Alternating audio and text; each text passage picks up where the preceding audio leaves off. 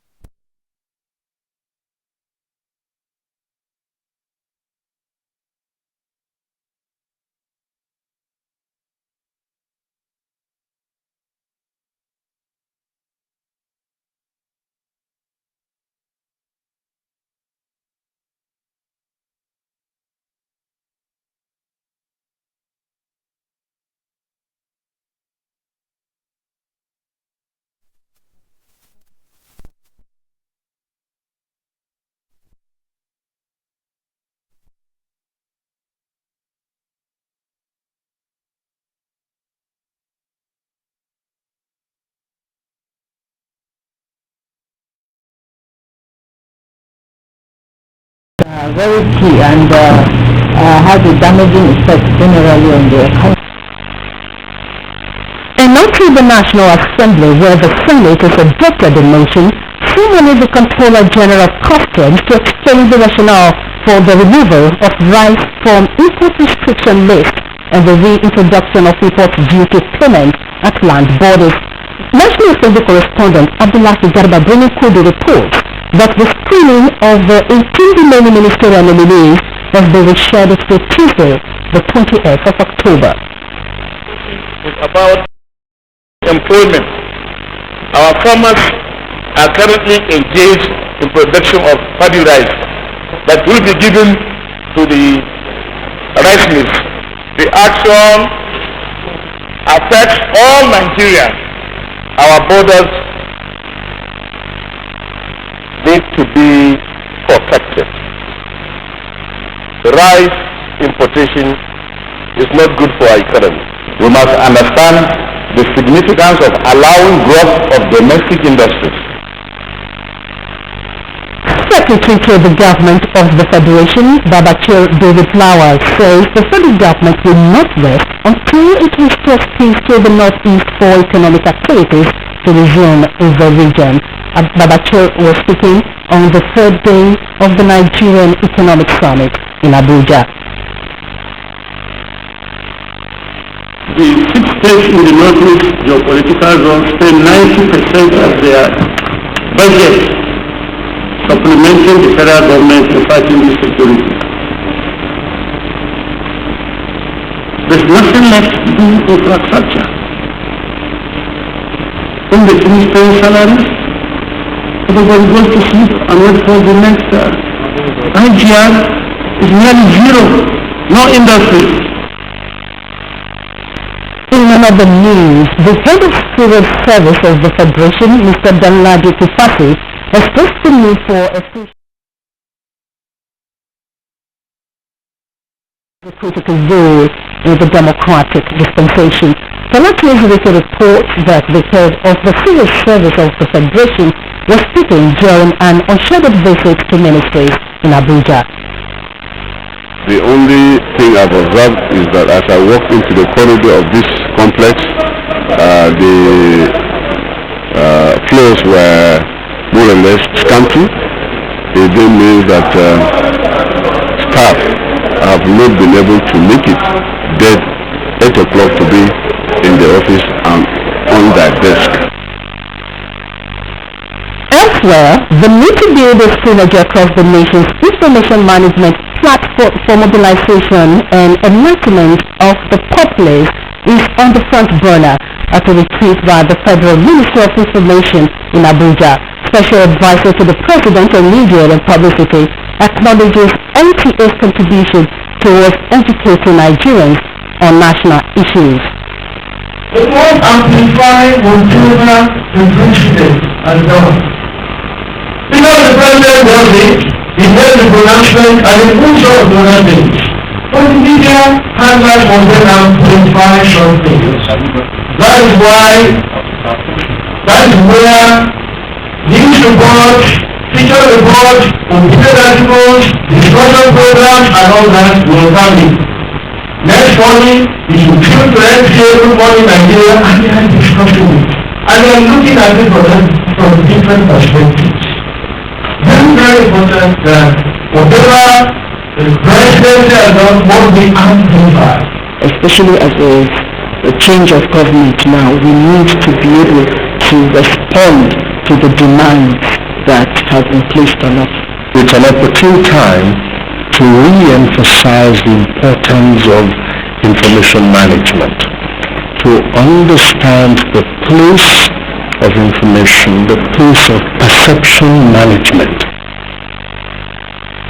The need to empower the girl child through education has been identified as a major step towards the development of the country and the continent at large.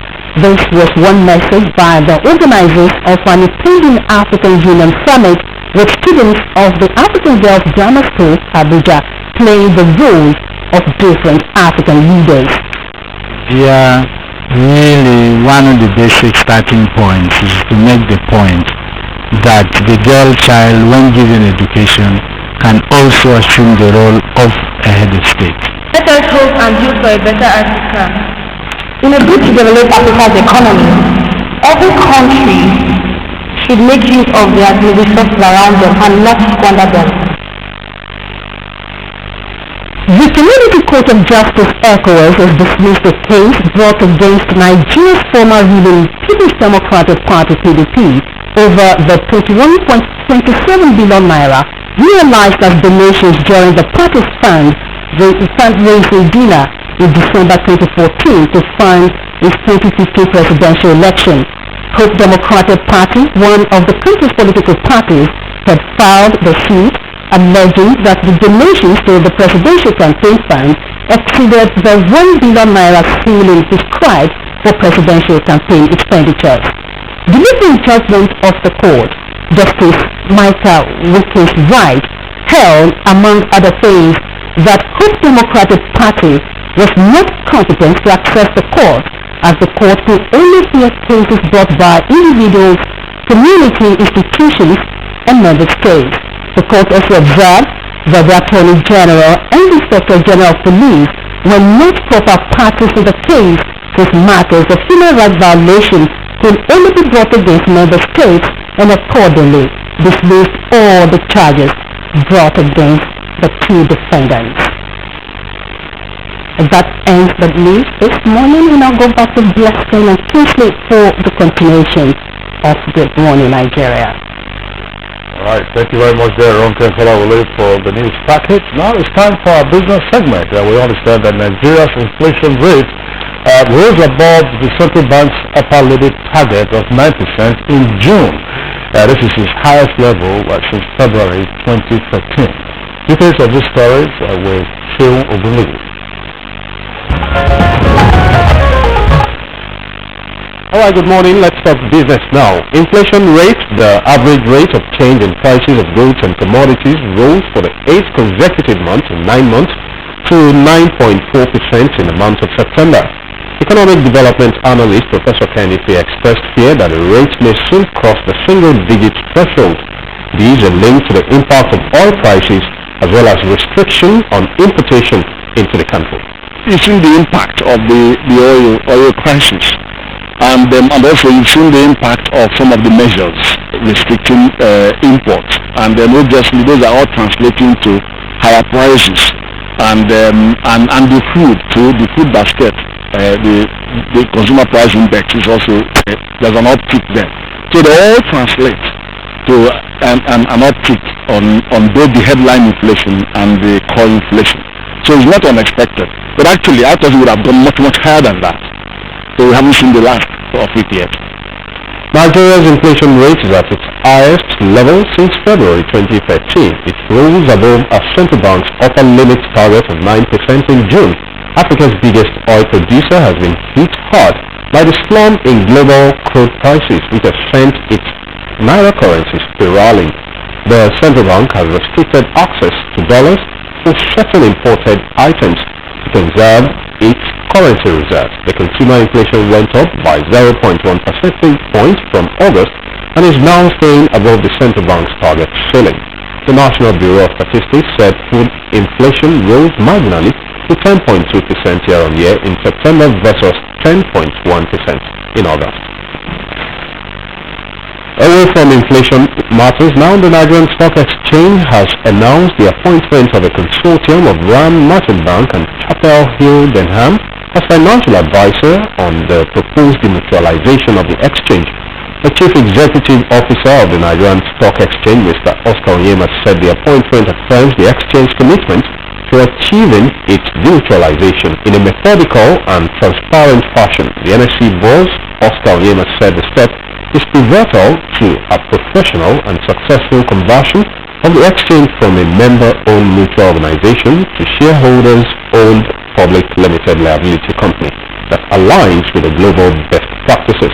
They reiterated the commitment of the exchange to ensuring that the interests of all members are protected in the demutualization exercise. He outlined that the management of the exchange has implemented a number of initiatives to strengthen and improve governance, adding that its demutualization process will contribute to the sustenance and enhancement of governance at the exchange.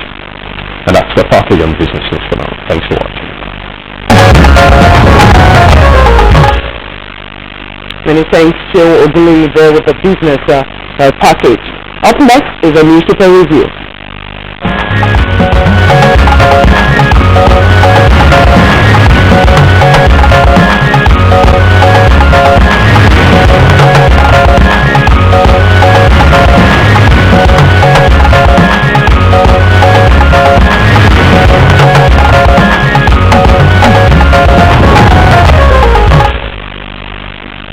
Omeni Oden, Mr. Farizia is right here with us in the studios for today's edition. Omeni, welcome to the program. Thank you.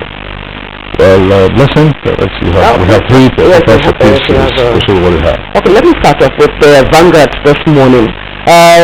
Just below the message, you have ministerial appointments. Again, Senate Chief Amechi Chief is screening. That's where you find trending on page 8 of the Vanguard this morning. And still on the aspect, again, National Assembly seeks President's assent to Constitution Amendment Bill. That is still on the front page of the Guardian. That's the leading story, actually. With Rider, Jogara received 2015 elections EU Observer report. That story continues on page 2 of the Guardian, but that is the leading story with the Guardian this morning. Still on the government, the Punch has the leading headline, monthly allocations, not enough to pay salary. This is coming from governors with riders, NNPC, NPA, other dollar generating agencies under CBN probe, and that you find on the front page of the Punch. All right, let's begin with the Nation newspaper. The Nation newspaper has as its lead story, Amechi splits Senate panel, and two riders to that headline. Committee fails to write report, and lawmakers get petition against female nominee. Now there's a quote from one of the sources for the story, and I'll read. It seems all is not well in our committee or with our committee. Some of us are not happy about certain things. We cannot just go to a meeting for going sake. But what is happening is not for the media, please. I beg you. Details of the story can be found on the front page there, and the story jumps to page 2. Now, above the name flag of the Nation newspaper is the revelation about the Secretary of the Government of the Federation. I was a displaced person, says SGF. Details on page 6. Now, Tribunal upholds El-Rufai's and Dankwambo's victories, and PDP neck divided over Muazu's replacement. Senate invites customs chief over rice importation, and no report yet on Chibok girls, says Chief of Defense Staff Oluni Shaki. And how agencies defraud government by central bank. This is according to the central bank, and it's on the front page of the Nation newspaper, just beside the photograph you have there on the front page. Then, at the foot of the front page of the Nation newspaper,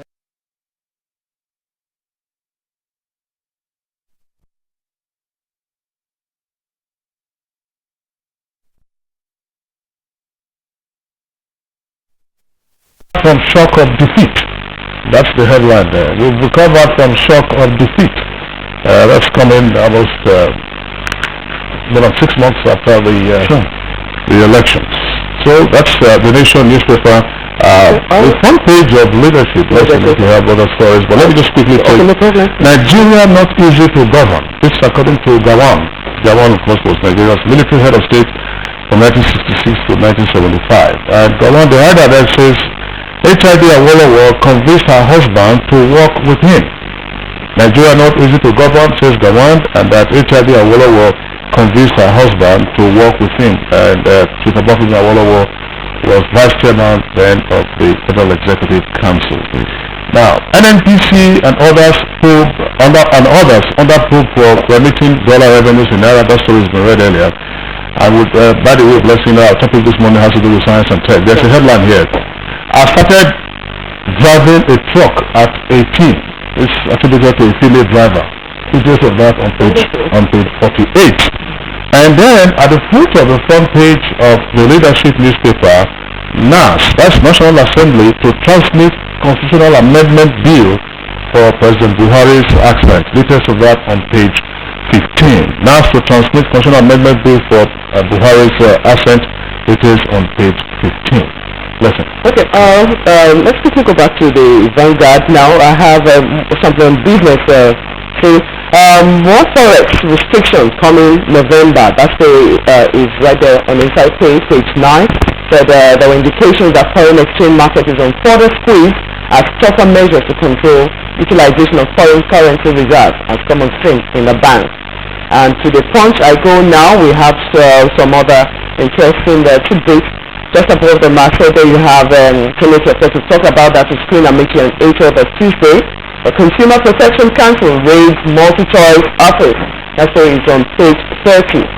And still with page 30 you find Ghana begs Nigeria not to cut gas supply. Well, they'll do that, or why they shouldn't do that, you find out on page 30. They have a photograph there of something that should be a worrying situation. People queuing for kerosene at one of the fuel stations right there on Oba Akana Avenue. That's in Ikeja, Lagos. This is of course still for the common man, and you have to actually find a way. We hope and believe that the pronouncement by the GMB or NNPC will come out from where he said to discourage people from using kerosene. Very soon there will be distribution of free gas cylinders. That will be awesome. That will ease up all this kind of situation. Okay, so on front page of the Punch, there we have other stories on the inside pages. Salary, of course, we've talked about that suspect rebel our ransom was shared. You have that on page 6. Total, Glencore, 99 others bid for NMPC contract. This was actually on that yesterday. That story you find on page 20. The final interesting there, it was viral on the media yesterday, where the process was on for many years after. For the first time, NNPC bid in the public place was made open. There are comments everywhere. For some time, you only hear about it after it's been done. It's long done. Okay. Alright, I still have another story on front page of The Guardian. Yes, we talked about that earlier as the leader story. Again, National Assembly 6 President absent to Constitutional Amendment Bill. Zugara received 2015 elections EU Observer report. Well, we find Ebola can persist in survivors' semen at least for 9 months. That's what we find on page 56. All right, so that's right. That story about Ebola, I think the Guardian that's reporting that is quite worrisome. Which of course Nigeria had a few casualties last year when Patrick Sawyer brought Ebola into the country in July. Now there's a report that up until 9 months, the virus could be in the semen of a survivor. In other words, you survive Ebola, and for 9 months, of course, you're advised. They're advised to be to engage only in protective intercourse. So that's a very vital point to make there. Although, of course, the studies are still ongoing. I think the report was called from the New England Journal of Medicine. Okay, I think some enlightenment need to be made on that, so people will be aware of that. I think there's a very interesting story yesterday during a lecture on Nigeria and the future of the black world. Former U.S. Ambassador to Nigeria, Walter Carrington, quite popular, says the U.S. and other superpowers are supporting Nigeria now because they have confidence on the person of President Muhammadu Buhari, and that is an honest leader and has enough strength to bring back Nigeria as a giant of Africa. Just before we leave, the Daily Sun, of course we're wrapping up now. Daily Sun, just a couple of headlines from the inside pages. Daily Sun, page 8, no confirmed, no peace in Nigeria, Adebayo warns. Alamesera to get state burial, that's on page 9. And then on page 14, sometimes we tend not to focus on our neighbors. Matthew Kereku dies at 82. I was the former president of Benin Republic, our next door neighbor. Matthew Kereku dies at 82. That's on page 14 of the Sun newspaper, which of course leads with the plot to stop Buhari during the 25th. That is capable in time. Thank you at this point. I wish Hope to see you on.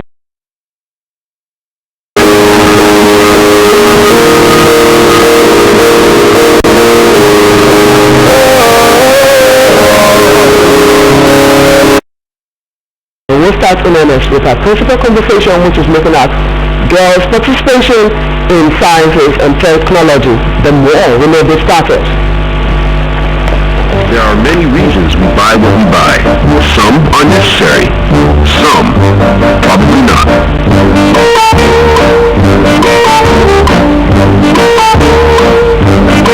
For special occasions.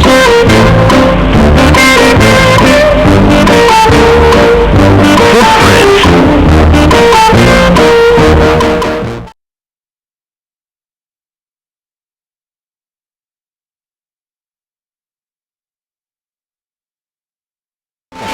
Thank yous. And for everything else in between. Whatever your reason, you can rely on Verve for all your purchase needs. Verve, the convenient and rewarding way to pay in Africa. With Capri-Sun, the minions are let loose.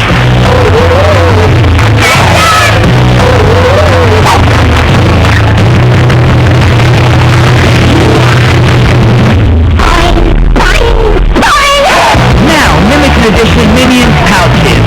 Great free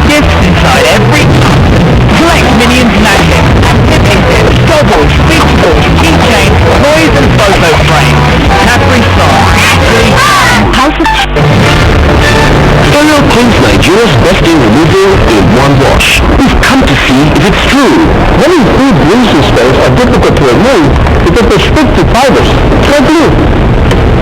Let me show you how a new area with restubbing technology removes stuffed food stoves better than the competition. So the claim is true. Ariel, Nigeria's best stain removal in one wash.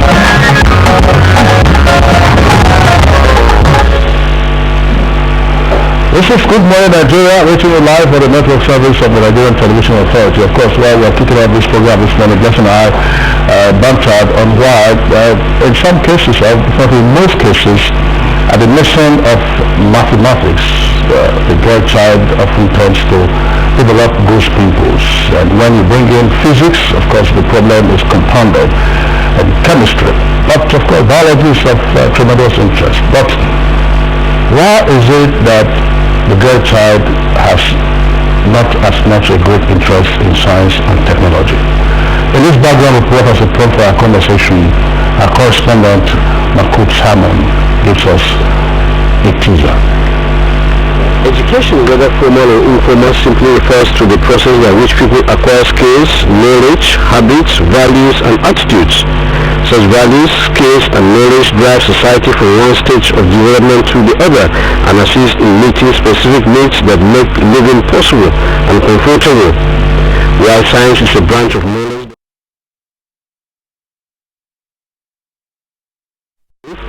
technology, on the other hand, deals with the use of scientific knowledge to develop and produce goods and services useful to man. It is a practical problem-solving enterprise which is propelled by scientific discovery or by societal needs. Science and technology education has therefore been seen over time not only as a means to prepare the youth and indeed the nation for career prospects, but also train them to address social problems with scientific minds. After all, youths equipped with science and technology education are also exposed to high employment opportunities.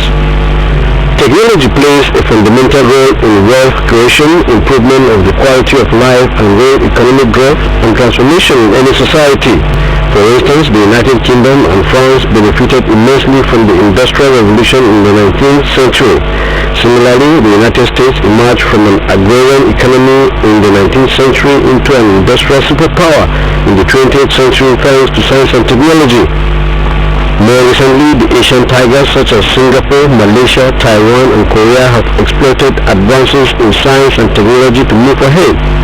The story of how China and India emerged as industrial giants in manufacturing and information technology is a reality the world is living with today.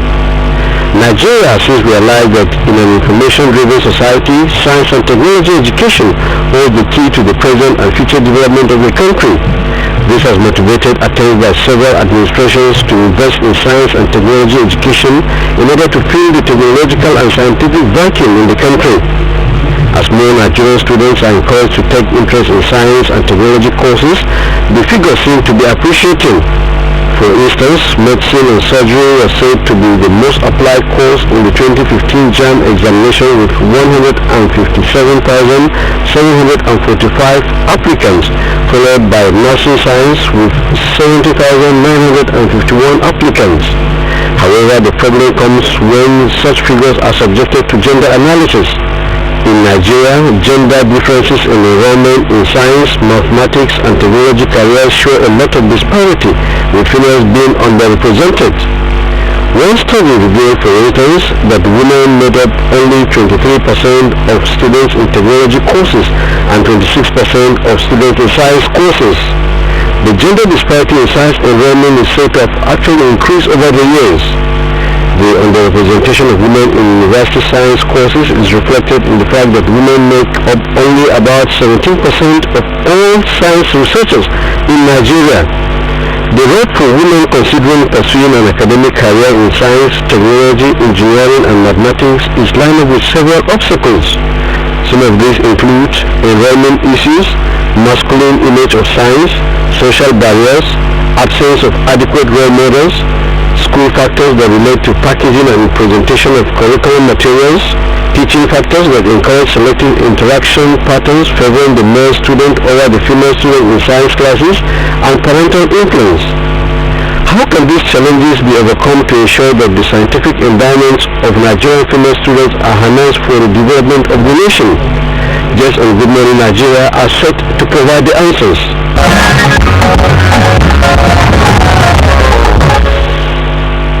Thank you very much, Makut Simon Martin, for that background report. Now, joining us in the studio to actually take on this aspect of the conversation on enhancing girls' participation in science and technology from our Abuja studio is Ifoma Madweke, who is a gender expert and founder of Purple Diamond Development Pathway Initiative. Ifoma Madweke, you're welcome to the program. Thank you. Good morning. Also joining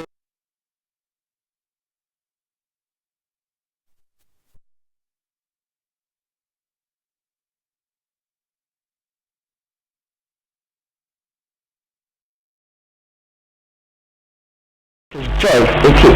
You're welcome to the program. Joyce, okay. Thank you. Thank you for We'll be taking a number of guests from 2 or 3 network centers outside of Abuja, but in the meantime we're going over to the Enugu studios where we have Professor Uche Nzewi.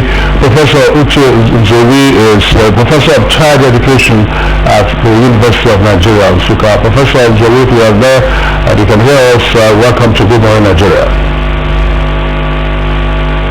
Good morning and thank you for having me. I am actually a professor of science education, not childhood education. Thank you. Professor, we're sorry about that. I think we had a mix-up in your affiliation. Once again, welcome to the program. Blessing. Okay, let's take a look at what the guests in Abuja say about what we just said in the background report. I'll start off with Mrs. Joyce, okay? Science, technology is a great field. They are great fields, and so many ladies are said to have gone into this field having that passion. But today, there's still this disparity in the number of girls, females, actually studying science and technology. What are those factors actually giving us that cringing report that they are not really there? We have social factors. We have socioeconomic factors. We have these stereotype type of occupation for women, and also in the teaching and learning of sciences there is also a misconception that they are difficult, and the difficult courses should be taken by men and not women. And there is also a misconception that because this misconception leads the women to the kind of profession they choose. If you want me to elaborate, I'll take them one by one. For instance, the sociocultural factor starts from the home.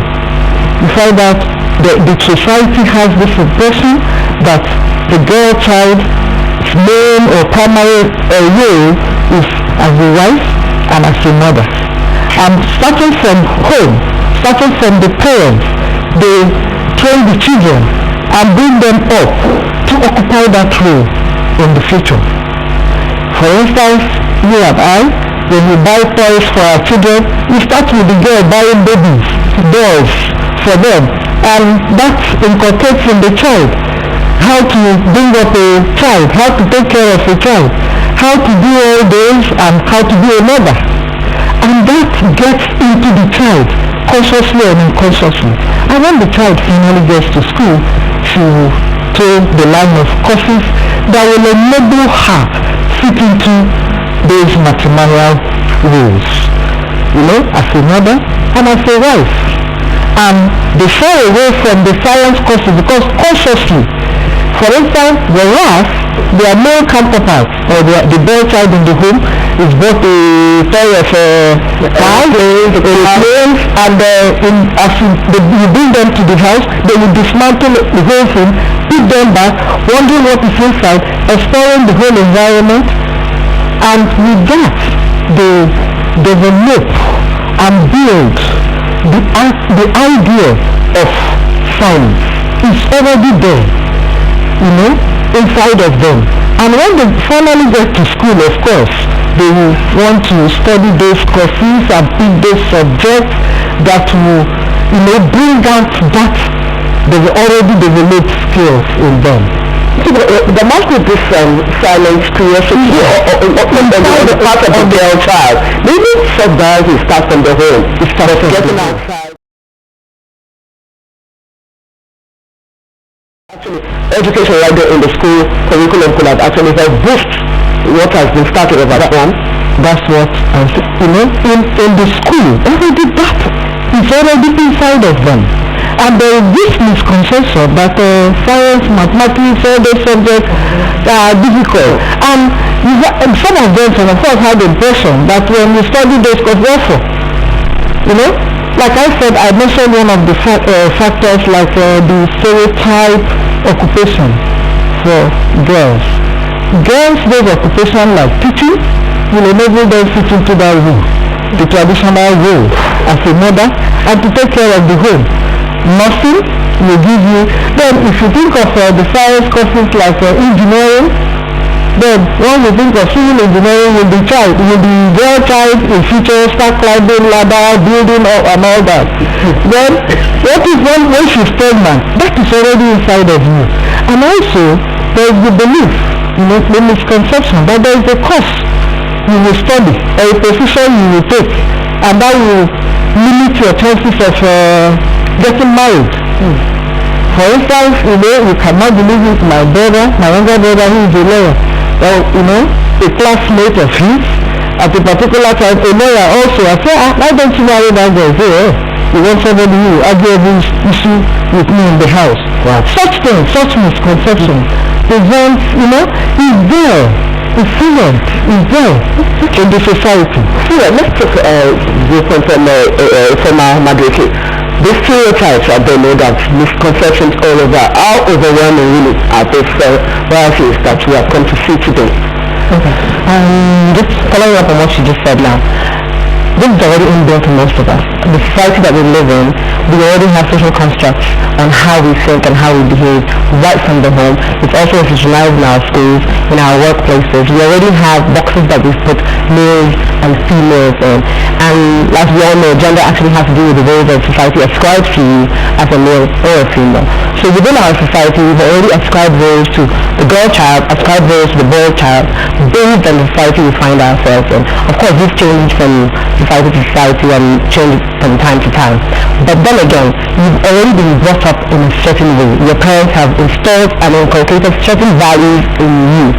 So your society process starts from when you're a child, and when you're 5 years old. If you remember, most of the things you remember right now are things that your parents taught you. You refer to them when you're thinking through your processes. So that guides your whole process. Now, if you're a child, a girl child, like she rightfully said, you're bought a doll, right? And you're supposed to take care of that doll. You buy a train set, or you buy a car or a truck for a little boy. It makes him think, and it's more creative and innovative in the sense that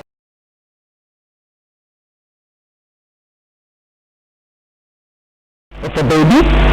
You take care of the baby. There are certain things you do. You feed the baby, you make the milk, you do this, you make a little bed here, you do this here, you do that there.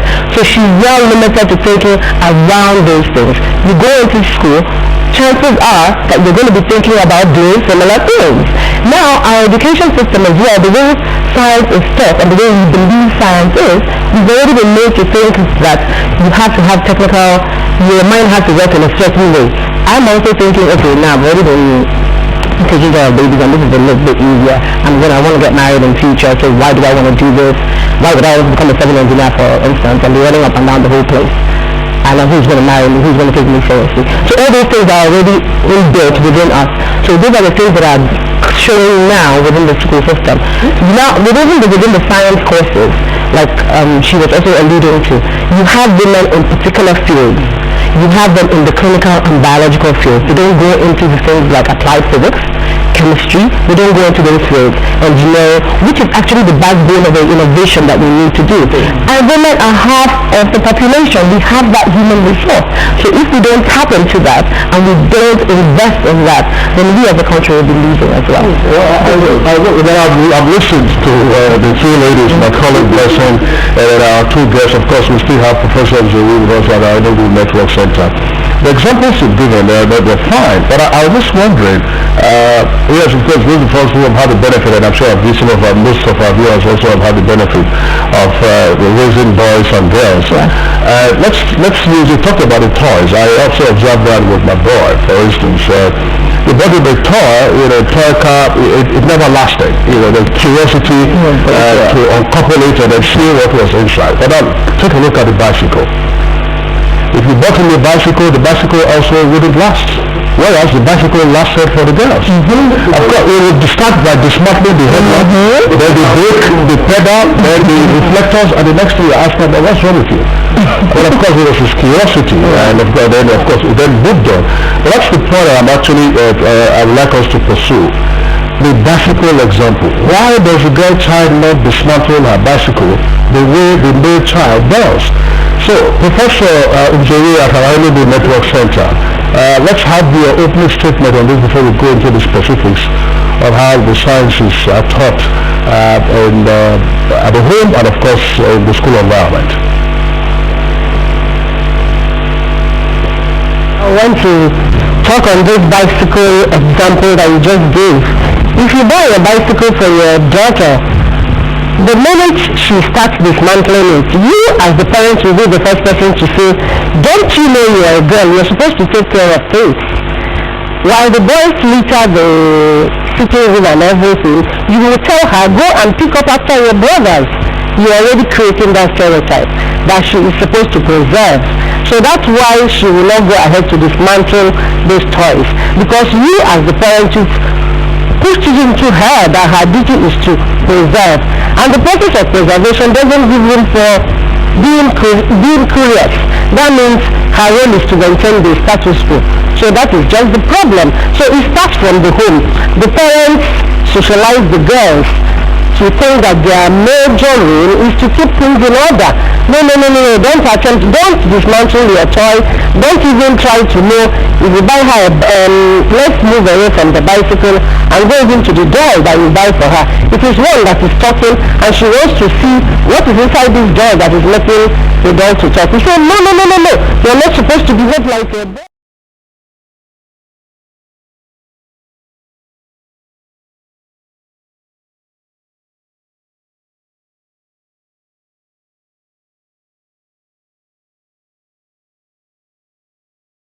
A number of parents also have their own experience. But what I experienced in the years past wasn't quite in tune with what you have said. I mean, there was no time I put my idea of the girls to say, listen, why are you dismantling your bicycle? My observation, I recall, was if the both had bicycles, there's usually a basket or a carrier on the bicycle. What the girl would load in her carrier would be different from what the boy will load in his carrier. The girl normally will come with softer items, and there is no recruitment to say, look, why are you dismantling, or why are you building a doll, why are you building a makeup kit? Perhaps also they have observed, their aunts, their mom, other bigger ladies to see that, oh, this is what ladies do. Take a doll, for instance. After a while, you see the way they will be dressing the hair like this, and then, the usual. That's right, yes. No, well, Professor Zuri, let's just stick with you.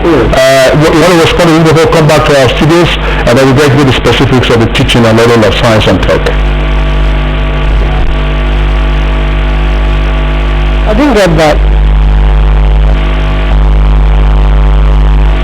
They say, look, I was citing my own personal example in observing my kids when they were young, a boy, girl, what differences there were. If you wanted to respond to that before we come back to our studio, because our other guests also would like to cite another example relating to how the girl child or the boy child reacts to the grooming processes in the early stages of life.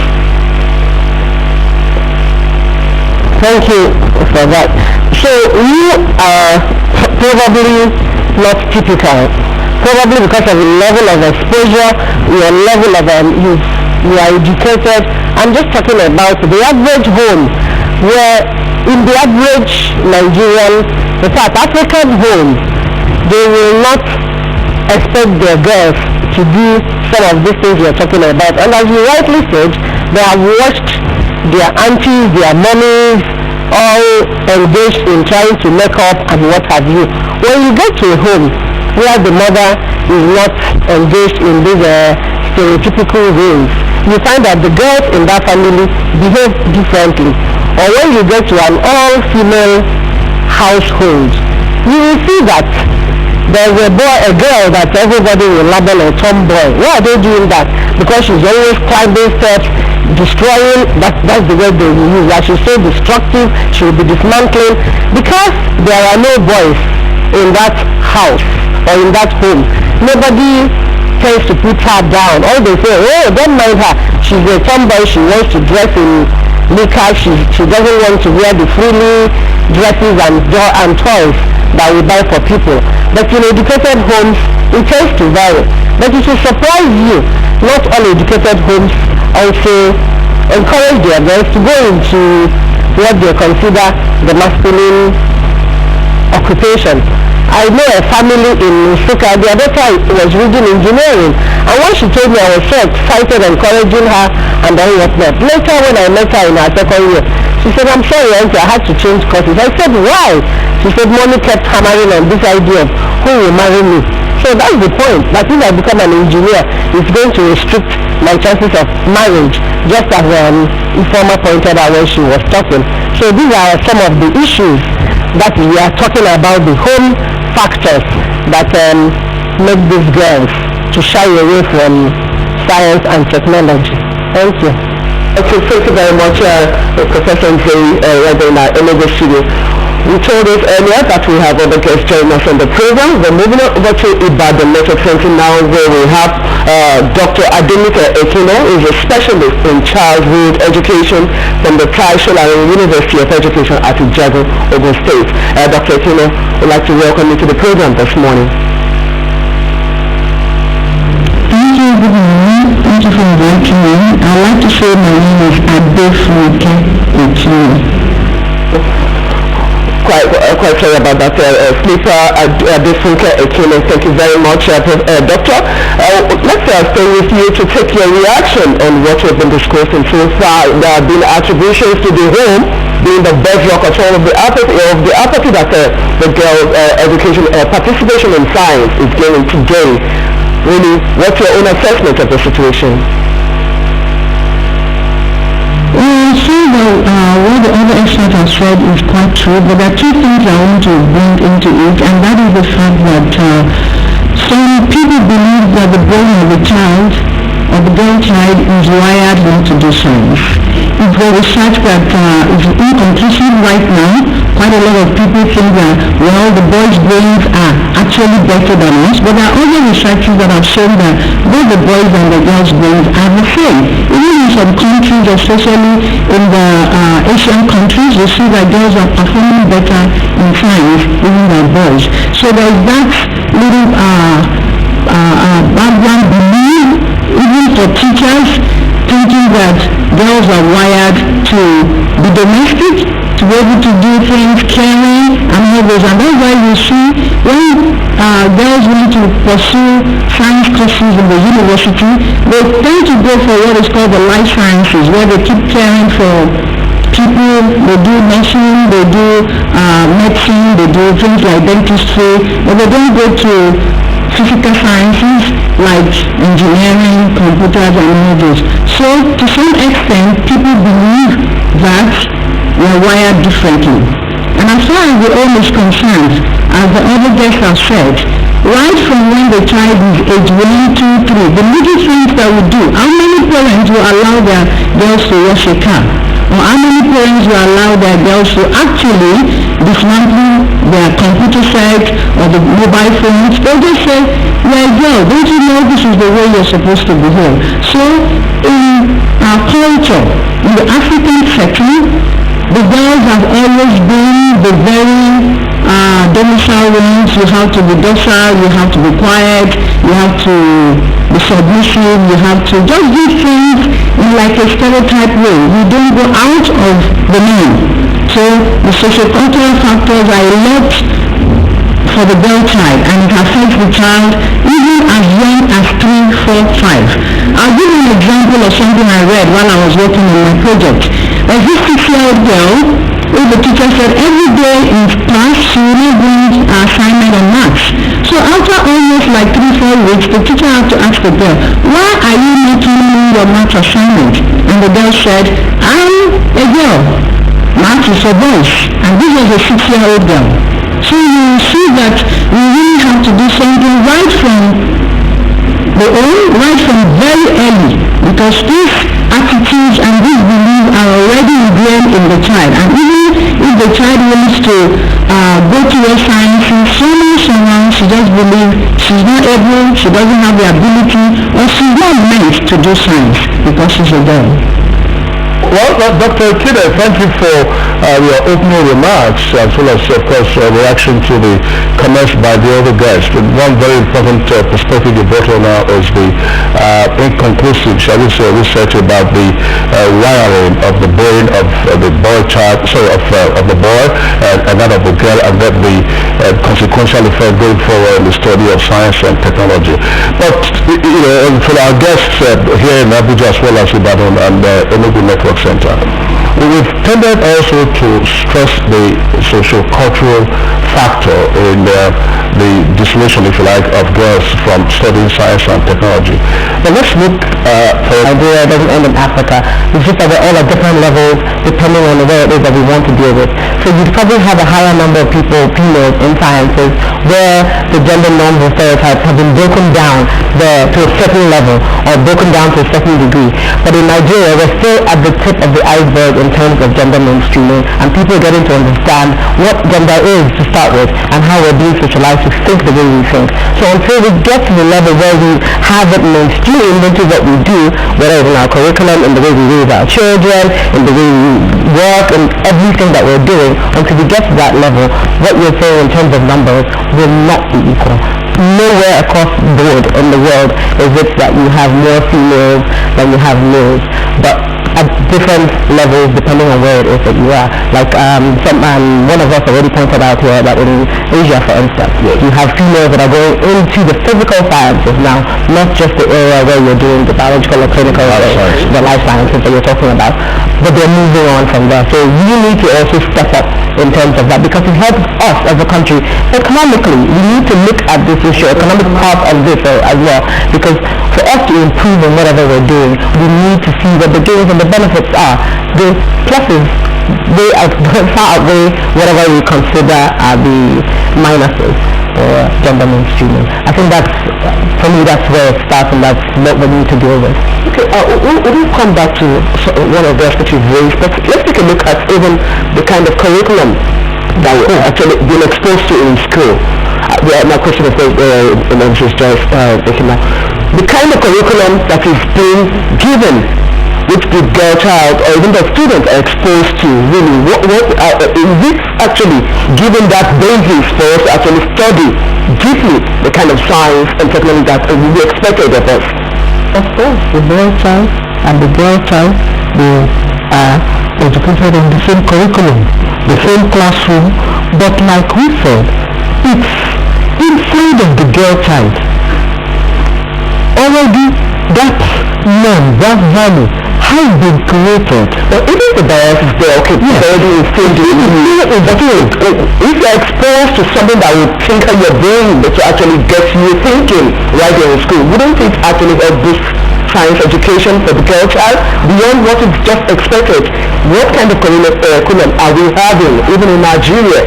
The curriculum that we are having will encourage and promote both the boy child and the girl child to advance or to participate in the sciences. So what makes the girl child lose that interest at a point along the line? It's because of what has been instilled in her, and also in the teaching. The teaching of life and the way it's done. They are taught in the same class. But there is that aspect of the girls being wired to, like to take care, like to share. So one of the things that the teachers should do in the classroom is actually to make sure that girls are not specifically put on their toes as to be in the competition with the boys. And to some extent, because they have been told at home that you're supposed to be quiet, you're supposed to not reach out and stand out or question the boys. So when the boys want to dominate the class, the girls generally just want to draw back. If you look at girls in girls only school, you see that girls do very well in girls only school because they are friends, they treat themselves as sisters. And as Dr. Abila just said, we find out that mentoring actually is something that helps the girls. And most of the time, the teachers in the classroom need to serve as mentors. They need to be able to encourage the girls. Somebody talked about expectation. When the girl does something that is not so good, especially in math, maybe they don't achieve so much, the teacher will say, well, it's okay, you tried. But when it comes to a boy, the teacher will make the boy to say you can do better. So to some extent, girls do very well when they have to share, when they have to look out for one another, and that's why when they... And I think it's also to do with your background. My dad always encouraged me to do that, and whenever they said they were doing, he noticed right from the start I didn't like that, so they didn't even buy me dolls. I wanted the airplanes, I wanted the cars, I wanted all those things. And I've always been like that. And I think it's also to do with your background, just like Dr. said earlier. If you have people who mentor and encourage, and let me say that we need to focus on, which I'm happy that you brought up, is females who are already doing this, coming out more to say that we are doing this and it is working. It hasn't stopped us from getting married, it hasn't stopped us from having children, it hasn't stopped us from being responsible parents just like the men are supposed to be. So I think it's reinforcing these things that we need to, because the whole idea of the fact that if you're in the sciences, if you're an engineer, you cannot do certain things because you're a female, because you're wired in this way. We have people that have been doing it. We should have those people come out. We should have them say these things have worked for us, and continue to encourage us to do them as well. We also need to have specific partnerships with specific people who have done this in other countries and it has worked. We can learn from each other. You could have development partners, you could have government agencies from other places where that works. Your school, for instance, where Dr. went to, if you have things that have been working like that in that area, why don't you share those things with us? We should be able to learn from each other. All we want to do is improve our own lives and get everybody on the same page. So I don't think anybody wants anybody to talked about the storytelling. One gives the impression that when this storytelling is meant for the art subject. No, you can use storytelling to teach the sciences, and that will help the girls a lot. So, and as a matter of policy, it should come in that in the curriculum of the Teacher Training Institute, it should come in the gender sensitivity. Well, of course, I don't know what level of teacher education you're talking about this, because if you recall, Blessing, what we discussed, it was the World Teachers Day, and we had the National Teachers Institute, and several other guests. One of the points that we raised on that occasion, the conclusion, by the way, had to do with the reconsideration of teacher training before the NCE. So I don't know what level you're looking at this now. Is it at the NCE level or a feedback to what went on before? In actual sense, what the teachers training we know now is the NCE. NCE is the minimum qualification for teaching in primary school. So it's the NCE level, that's the colleges of education. And even NPI or all those other in-service training, they should consider the gender sensitivity. All right, well, thank you very much. And have stronger leadership qualities. So when they have those things, they're also more likely to do well in the sciences. So I mean, there's strong correlation between sports, mentorship, and the sciences. But when you now have girls in schools with boys, and you are more likely to teach boys to be competitive and teach girls that they need to be cooperative, they need to be nice girls, they need to be friendly, then they're always going to try to bring other girls along, even other boys along. They're going to try to cooperate. They're not going to see the need to be competitive because it's not synonymous with being a nice girl. So I mean, also teaching girls that they can be competitive. I think also because at a young age I was also taught that I need to be competitive. I need to be number one. You know, A minus is not enough. Yeah, Nigerian, you must get the A. So there were those pressures there, and I think also because I'm the first child and I'm the first daughter, so they were placed on me that I'm sure maybe if I was not the first child and the daughter, if I was maybe the second child and the daughter, I may not have had those things. Going back to some of the things that maybe need to be done, you know, there is an issue with the curriculum and the way the curriculum is taught. Boys and girls may have slightly variable brains in terms of development, but the reality is that even within gender, there's so much variation that it's negligible when it comes to learning. So when you think about the girl child and you think about her brain, there's learning methodologies that can work for girls, that can work for boys, and she needs to be... Sean, we'd like to thank you for being with us. Thank you for having me. Right, and then the other gentleman who supported me in the course of this discussion this morning, Dr. Ademi Ajewoles of the Science Teachers Association, I would like to thank you, but just one for the road. We've talked about the life sciences, the physical sciences, but there's also the business, and we see a number of women get into the accounting profession. We've seen them in the past. I mean, if you were to take a look, for instance, at the number of persons who have been ICANN presidents in this country, they are women. So what is the trick here? Is it that it's a bridge between the arts and the social sciences, or what? But finally, your last word on how best to teach the sciences. Well, you know, just they're going to accounts, business studies and everything, you may always love a soft area. Maybe from their parent advice. The idea of getting this quick. People, when you're in science and tech, you know, people think it will take a longer time for you to get monetary something. But with business studies, with accounting, with ICANN, they can really get job in the bank and everything or any other place. So that's why we see students being taught, teachers using competitive learning. The ladies can be encouraged by making them a leader of that group. If they make them a leader of that group, they will contribute their best. They will put in more ideas, and then they will learn more. So that at the end, the interest will be generated.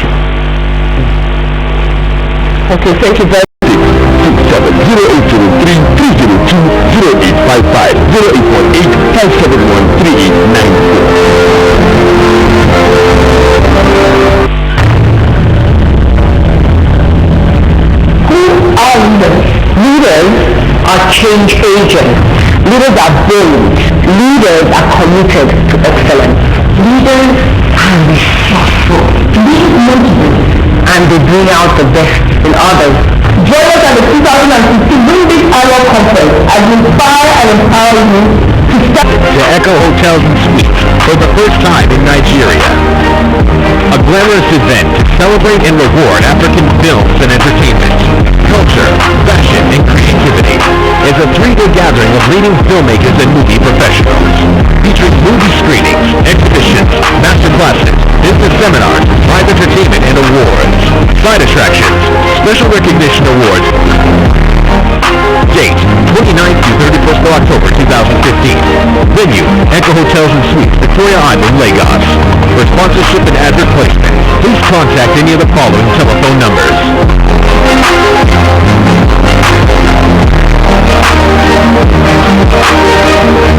For further details, visit www.zappa.org or email info@zappa.org.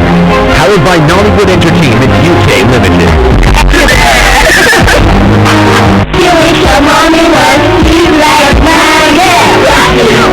That's why every mom should take 3 Crowns milk with local salt to stay fit and healthy so she can take extra care of her family. 3 Crowns moms now comes in powder. 3 Crowns Milk. Healthy moms, happy families.